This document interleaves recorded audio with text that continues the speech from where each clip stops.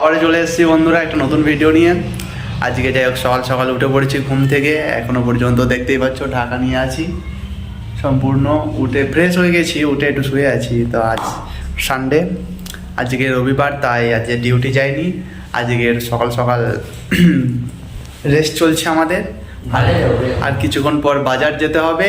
আর এখানে রুমটা দেখতে পাচ্ছ, চারিপাশের অবস্থা এরকম অবস্থা হয়ে পড়েছে রুমটা। এরকম কিছুক্ষণের মধ্যে পরিষ্কার করতে হবে। এ বলছে একটা খাম্বা নিতে হবে, ঠিক আছে? খাম্বা মানে তোমরা অবশ্যই বলছো, কিন্তু হ্যাঁ আমার তরফ থেকে একটাই উদ্দেশ্য, তোমরা যেন খাম্বা বুঝে শুনে খাবে, খাম্বা বুঝে শুনে খাবে। আজকের আমার পালা পড়েছে রান্না করার জন্য, তাই আজকের রান্নাটা আমাকেই করতে হবে। দেখা যাক আজকে রান্নার মেনু কি হয়। তাই ঘুম থেকে উঠে পড়লাম, তোমাদের একটু বাইরে চারপাশটা দেখাই। আজকে সানডে, তাই আজকে একটু দেখা দে রে ভাই। এই অবস্থা দেখো, এই 10টা বাজতে চললো, এখনো পর্যন্ত ব্রাশ করছে। क्योंकि वो नान के साथ बात कर रही थी ना। ব্যাঙ্গালোরের देखा रे भाई उधर देख। এদিকে দেখতে পাচ্ছ ওই যে দূরের পাহাড়টা, আশা করি দেখতে পারবে না, কারণ একটু দূর আছে। ওই পাহাড় হচ্ছে এখানকার ফেমাস পাহাড়। পাহাড়ের জন্য এদিকে ঠান্ডা হওয়া যায়। ওই পাশে একটা লেক আছে, বড় বড় লেক। যাই হোক একদিন যাবো ওখানে ঘুরতে, তখন দেখাবো তোমাদেরকে। চলো আবার চলে আসি রুমের মধ্যে। হচ্ছে আমাদের রুম, এই হচ্ছে রুম, এখানেই আমাদের থাকা হচ্ছে। দেখা যাক আজকে রুমের মধ্যে আর কি করা যেতে পারে।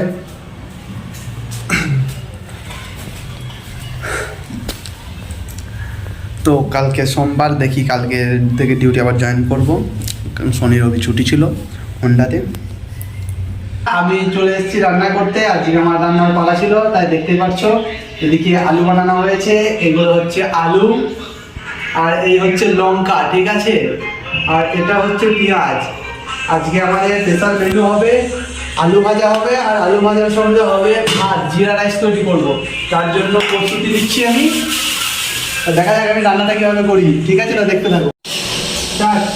তা বন্ধুরা, আজকে আমি চলে এসেছি, দেখো এই আমাদের রান্না হচ্ছে। এটা হচ্ছে আজকে ফ্রাইড রাইস তৈরি করছি। তার জন্য বিশেষ করে দিয়ে দিচ্ছি, প্রথমে ফ্রাই করছি রাইসগুলোকে। আর হয়ে যাবে, রাইসগুলো ফ্রাই হয়ে গেলেই হয়ে গেল ফ্রাইড রাইস। দেখা যাক রান্নাটা কত সুন্দর করতে পারি। এটা আমার দ্বিতীয় দিন রান্না। প্রথম দিন রান্নাটা করেছিলাম, কেউ খেতে পাইনি গো। তোমরা যদি জানো রান্নার ব্যাপারে কিছু ট্রিপস যদি দিতে থাকো, অবশ্যই আমাকে কমেন্ট করে জানাবে, যাতে আমি আরও ভালো করে রান্নাটা শিখতে পারবো।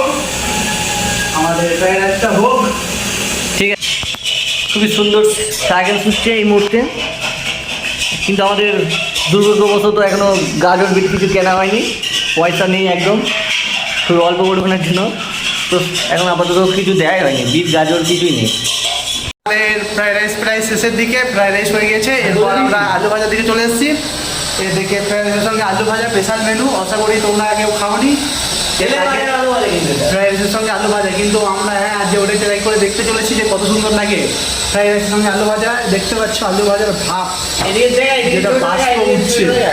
আর এই যে স্পেশাল মেনু রেসিপি আমাদের এখান থেকে এর উদ্ভবটা হয়েছে, যে হ্যাঁ এটা দেখেই আমরা তৈরি করেছি ফ্রাইড রাইস সঙ্গে আলু ভাজা। তো বন্ধুরা চলো, ফ্রাইড রাইসটা আর আলু ভাজা কমপ্লিট হয়ে যাওয়ার পর দেখাবো বা খেয়ে বলবো যে কেমন হয়েছে।